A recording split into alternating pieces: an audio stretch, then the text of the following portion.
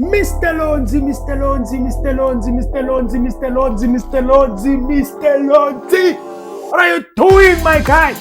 Hey, ladies and gentlemen, we've got this guy in Parliament called Mr. Lonzi. I'm calling him Mr. Lonzi because I want to respect him, even though I know that, he's not an old man, but, just for respect, Mr. Lonzi, brother Lonzi, Putwami, Icona. You and that guy, this guy, you are causing havoc in Parliament. Guys, I want you to take a moment. And listen to this guy. This guy, I don't know where he comes from. We all know he's an EFF member and he just came in there. They put him in Parliament and I don't know. It's like this guy was waiting for this opportunity and I'm going to show them.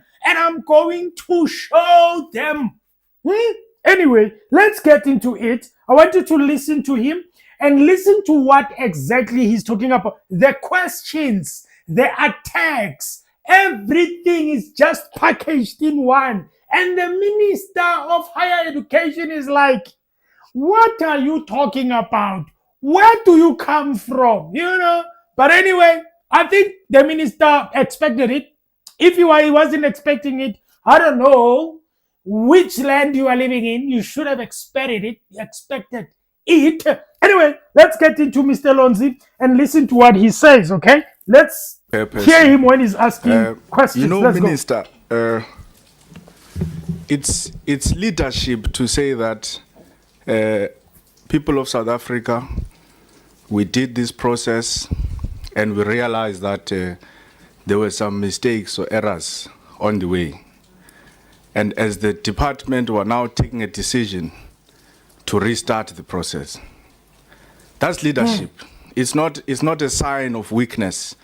It's not making yourself to look bad. In fact, if anything, it demonstrates to the people of South Africa that you are a listening department, that when they say we don't agree, you are able to humble yourself and come and say, we have heard your cries and we apologize for how things happened.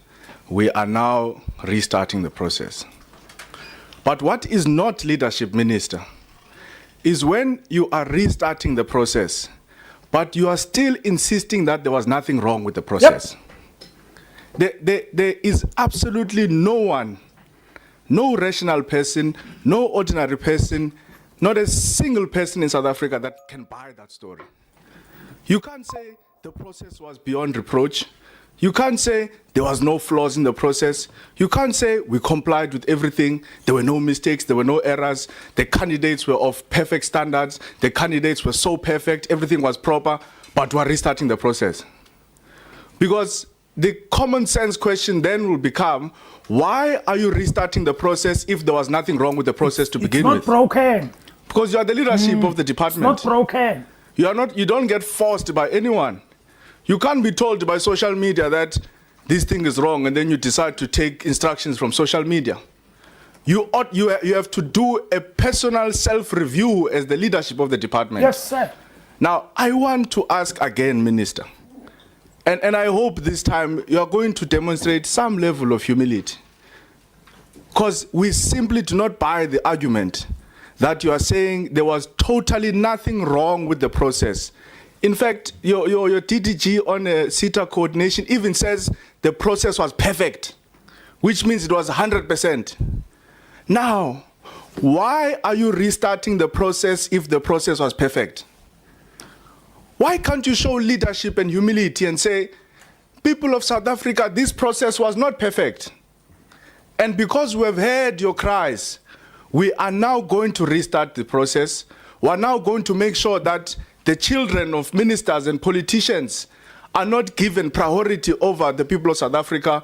We're going to make sure that these sitters are not captured by the ANC. We're going to make sure that these sitters are not given to politicians to loot them.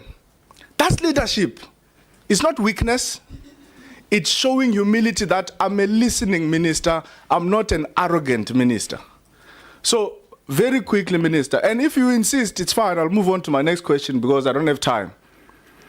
I wonder if you want to reconsider your attitude of saying the process was perfect. Because if the process was perfect, you were not going to restart the process. Over to you, Minister.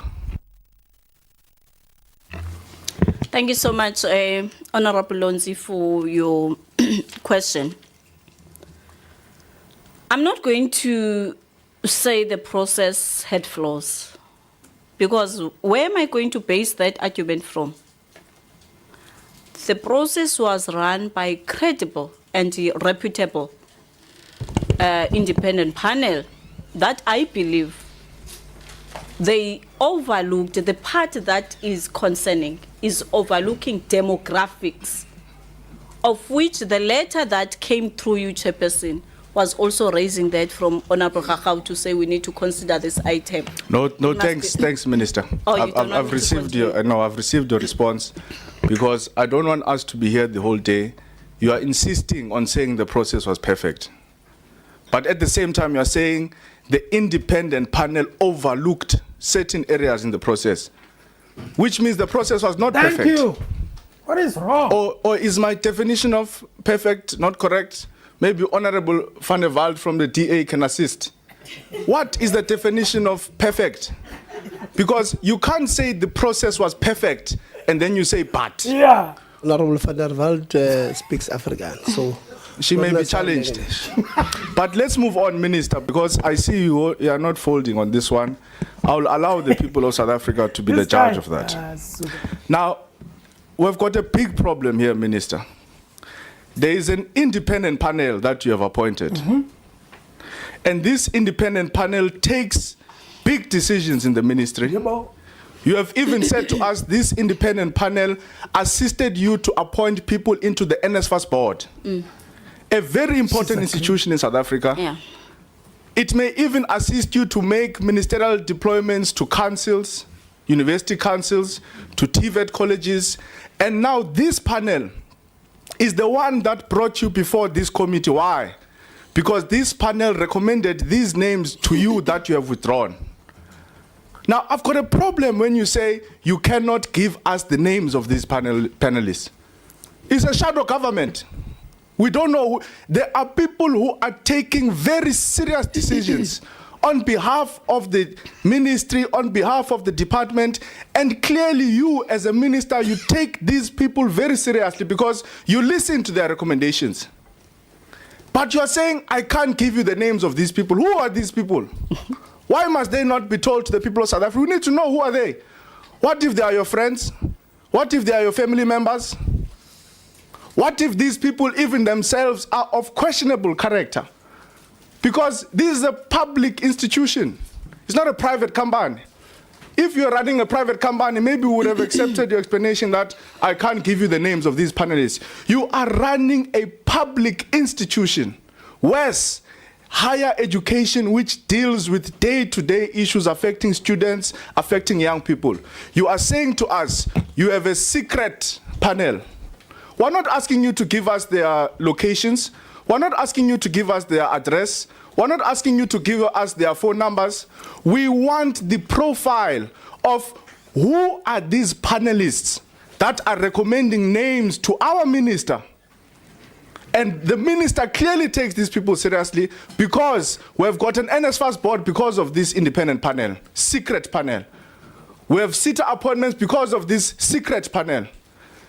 Council deployments to institutions and TVET colleges are going to be made because of this secret panel. So I ask again, Minister, what are the names of these panelists who are advising you to make very critical appointments in institutions of higher learning, in government, in the SETAs, in NSFAS? We want to know who they are, because they could be your friends. Thank you so much, Honorable Lonzi, for your questions. I think we need to understand governance. Governance 101, how institutions work. There are advisory bodies in each and every governance system, be it a department. If you can go around and look around from those various departments, there are advisory bodies that advise the minister on certain issues. Sorry, no, Minister. I listen to you. You must also listen to me when I'm responding to questions. Through you, Chairperson. Yeah, Honorable Khakha. Chairperson, I understand that it's not nice to be put in a spot, right? And I understand that the nature of this conversation, because it's personal, is heated and uncomfortable. But that can never justify there being a firing of attitude and a disrespect altogether to members that question. The minute you say yes, conscientiously, you say each and every decision that I take is open for scrutiny. And that is the spirit that the minister is supposed to have in answering questions about the decisions that she makes while under the payroll of the Republic of South Africa. No, thank you, Minister. I think our members have got a pressure of time. So if they feel like the questions that they have asked is not being responded to, or were taking long to respond, they may interject. And we must try by all means not to have,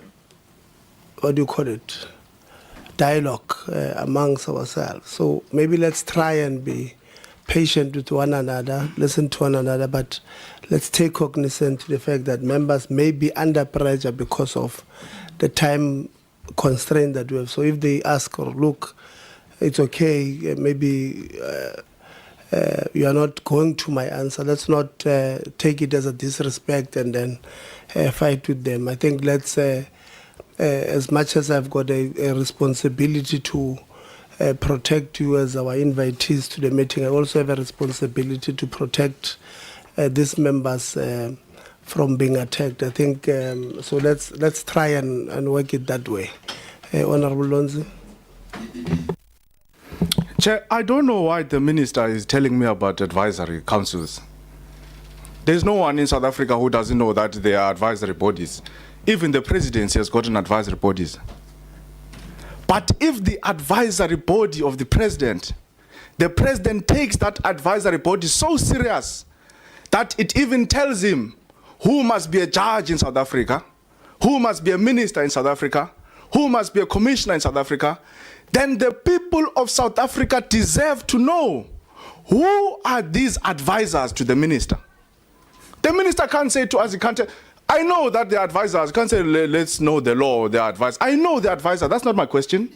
My question is, who are these advisors to the minister that the minister listens to and takes so seriously that she takes very big and critical decisions in the department? Why is the minister refusing to tell us? Who are these advisors that are advising you, minister?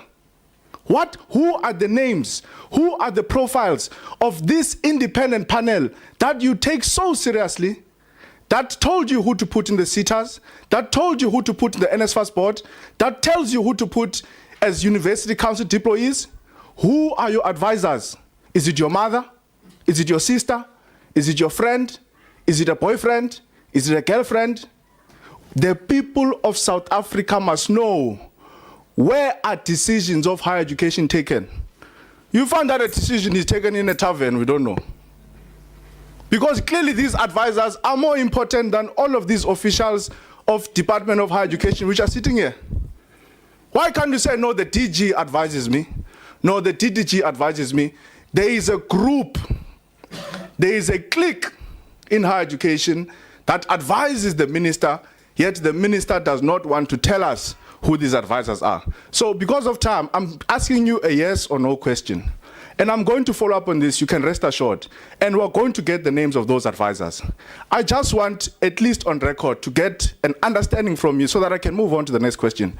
Are you willing to tell us who are these people that advise you to make appointments to sitters, to make appointments in NSFAS, to make appointments to universities, to make appointments in TVET colleges? Yes or no? So that I can move on to the next question. Thank you, Minister.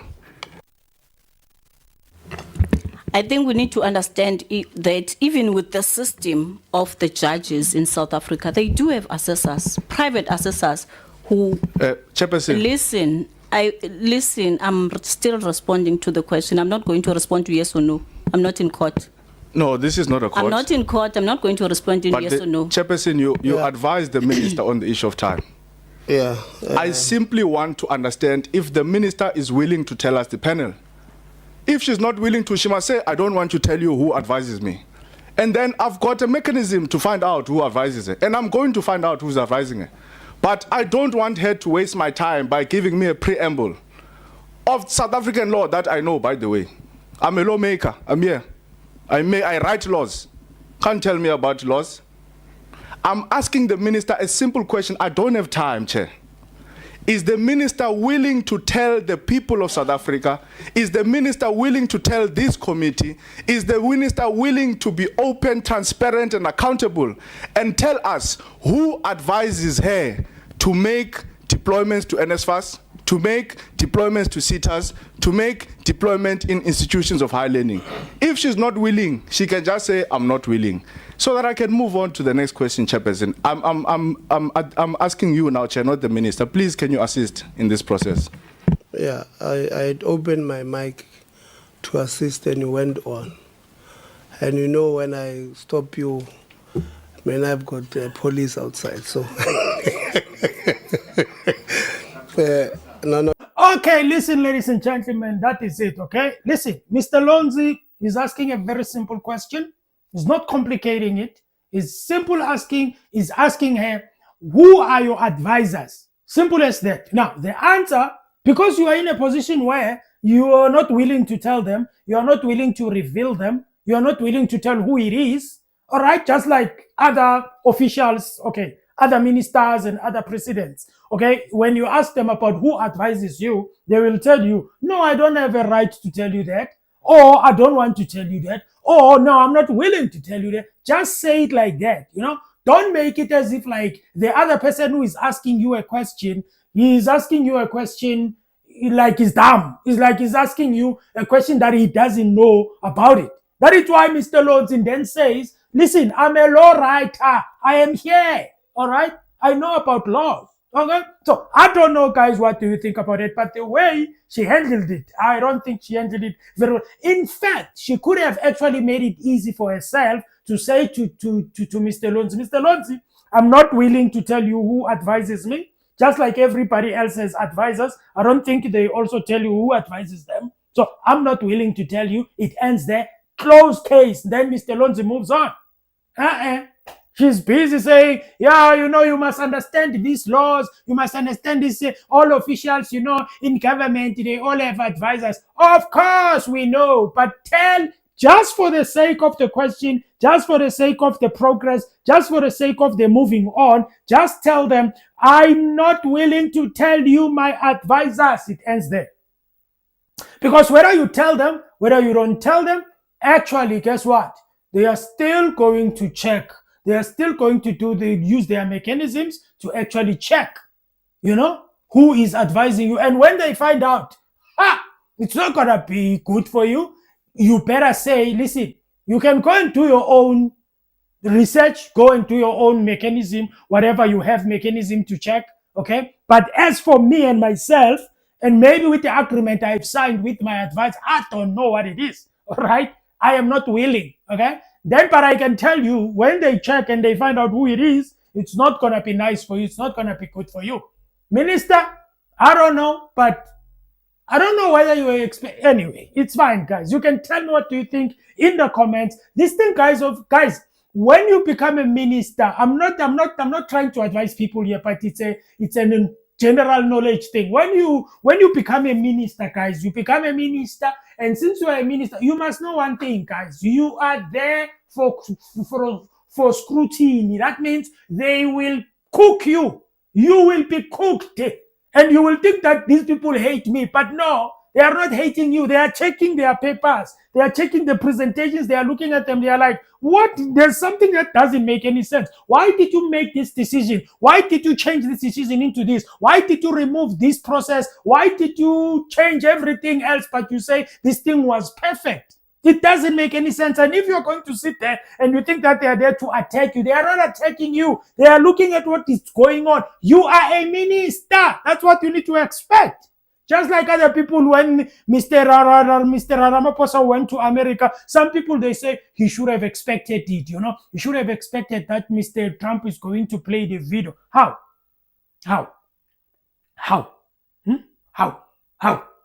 I'm asking how. Okay? Listen, guys. When it comes to Mr. Ramaphosa and this story of him and stuff like that, I believe that the reason why Mr. Ramaphosa couldn't actually know, or he would have not known that he will play it, it was because when he went there with an aim, attitude of saying, because this is diplomatic, I'm not expecting anything that is going to be dramatic. We are going to speak, we are going to talk. So he was not expecting that thing, you know? And Mr. Trump saw an opportunity and it was like, and whatever. But all I'm saying, guys, is as a person who is in government, you must expect these things. They will always come. They will always attack you. You must have a thick skin. You must have a thick skin. Like I don't know how to put it, but you must have a big heart, a thick skin, be able to stand. If you're going to melt every time they attack you, you melt, you cry, you will have a problem. It's government, it's politics. What can we do? But anyway, you can like the video, you can subscribe to the channel. I would appreciate that. Please put it in the comments and tell me what do you think. Mr. Lonzi is on fire, ladies and gentlemen. He is on fire. I'm out.